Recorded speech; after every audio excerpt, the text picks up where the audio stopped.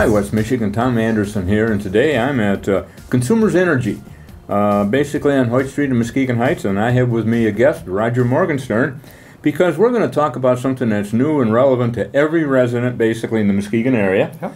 And this is going to be the new smart meters that are coming into town, and they're going to be put in the Muskegon County kind of in a step ahead of most other places. Am I right, Roger? That is right, Tom. Thanks a lot for coming out today, and we're glad to have you here at Consumers Energy. Yes, we are starting our smart meter program here in Muskegon County. We're going to be installing meters starting September this fall through next March. And we're going to be installing over 96,000 meters on homes and small businesses across the county. Now, people hear 96,000. I thought Muskegon County was bigger than that. It is, but think of at my house, my meter's got 5 people attached to it. So we're going to be hitting every house in Muskegon County with these new smart meters. We're very excited to talk about it today, and it's going to be a great new program for our customers. Well, I've got this little flyer that I've gotten from attending some of your seminars, and it's got some facts and figures in here that I'm going to ask you questions about. That would be great. And just to let people know what Consumers Energy is doing, why they're doing it, how it's going to affect them, because there's a lot of fallacies out there on these smart meters, isn't there? There are. In fact, Tom, as a community leader, you've been at several of our presentations that we've had to local government, planning commissions, Muskegon Area First.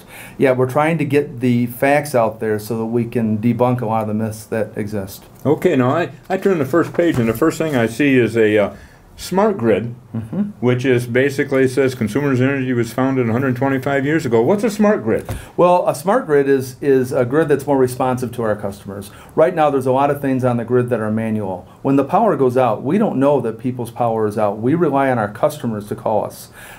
When we have a large power outage, let's say 10,000 people are affected, sometimes we have to go out and manually throw switches so that we can reroute power to make that outage smaller. Either that or you have to wait for 10,000 people to call you to find out how big it is. Right. Well, and that takes a lot of time. Yes. So the starting with the smart meter, that smart meter, and we've got one here with us, will send a signal to Consumers Energy saying, I'm out of power. And so if you're out in North Muskegon, I'm out in Norton Shores, it must be a pretty big outage if we're all out, it'll send a signal saying these people are out of power. So we'll immediately know where the area of the power outage is so that we can get our men and women out there in the blue and white trucks and restore the power as soon as possible. Now the grid part of smart grid, which is what we're also working on, is to automate some switches and other equipment on the line. So if we could maybe make that 10,000 person outage a 5,000 person outage by rerouting the power. Right now we have to do a lot of that manually, which takes time to send the men and women out there in the trucks, often in bad conditions. We'll be able to do that automatically from our control center and have our men and women focus on getting the power back on more quickly. Okay, and then we've gone through here on some of the things.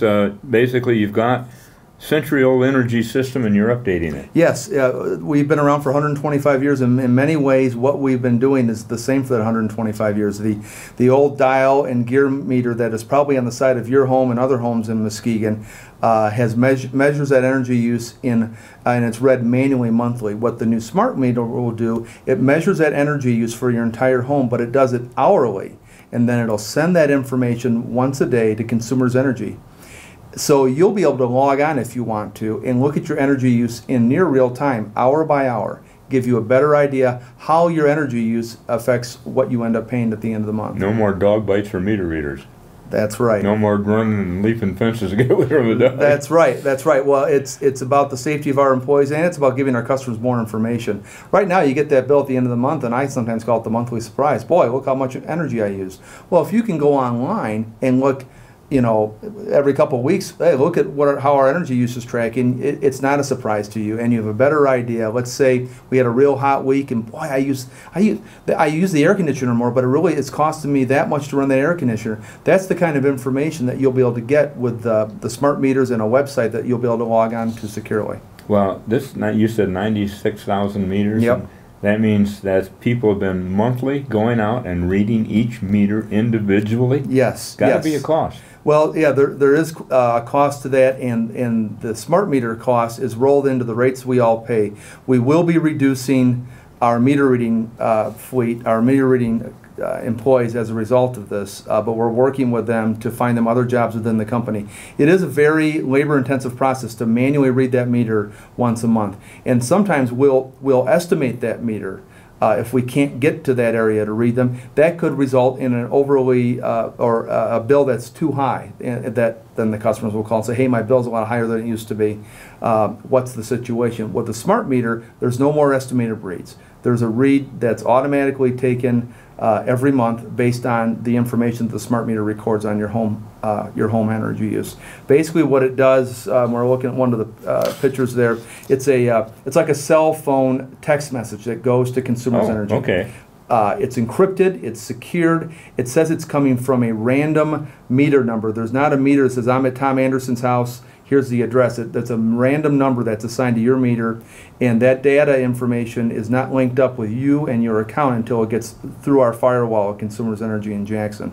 So the information that's being transmitted is nothing, no personal identifiable information. It's just kilowatt hours used. It's nothing worth hacking into. It's just boring old energy use. After it gets linked with your account at Consumers, then it's created it's linked up to create the bill, which we'll send to you, and we hope you pay promptly, and we appreciate you for your service. But also, you'll be able to log on, and that's where you'll be able to see your energy use based on that daily information that's sent to consumers. Well, question, I pay my monthly cell phone bill. Granted, the costs are coming down. Well, if you got 96,000 of these coming through cell phones, isn't that great expense too, or how does that? Well, how are you getting around that? Well, that's a good question. We are working with Verizon Wireless. They are going to be our cellular provider. The Verizon and other cell phone carriers have brought the cell prices down significantly for technology like this in the last 2 years. We looked at a different type of system, and actually we piloted some of it in Grand Rapids and Jackson using a mesh-based system where it hops from meter to meter to meter, and then it goes to an antenna on the pole. Well, we were going to have to install 5,000 of these antennas around the state. We were then going to have to maintain them, fix them when they were broken, replace the batteries. The cell phone company saw this as a business opportunity, but they brought their costs in line with this mesh system so that our cost to the customers is not any more than would have been on a mesh system, but the cell system is more secure and it's more flexible. So that and it's using an existing network, and the cell systems are getting better and better. I can speak from my own experience living in Norton Shores. My cell phone coverage in my house now is better than it was even 2 years ago.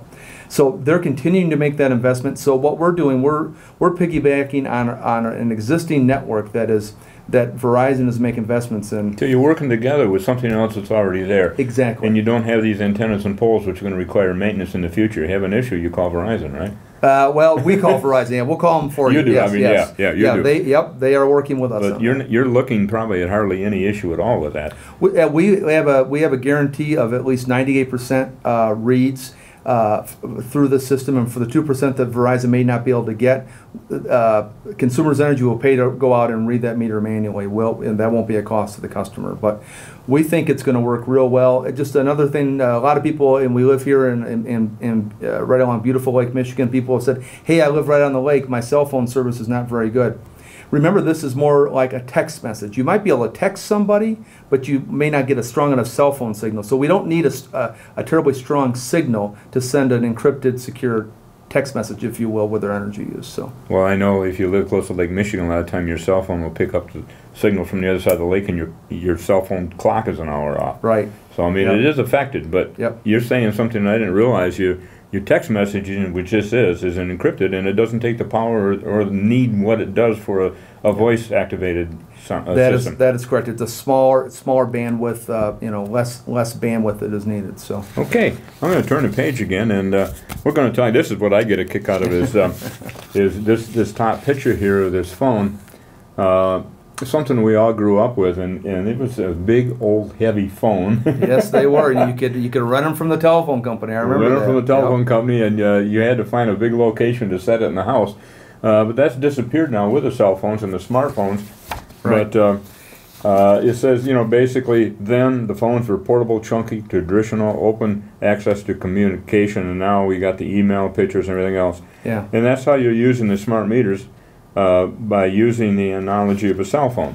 Exactly, and what we've gone from the 19th and 20th century with the dial and gear meters to the 21st century with the smart meters. Look at everything that our smartphones can do now. Even the early cell phones, they were bulky, and I remember the old bag phones. They were portable because you could unplug it from one car and put it in the next. Now look at everything that can be done in the palm of your hand.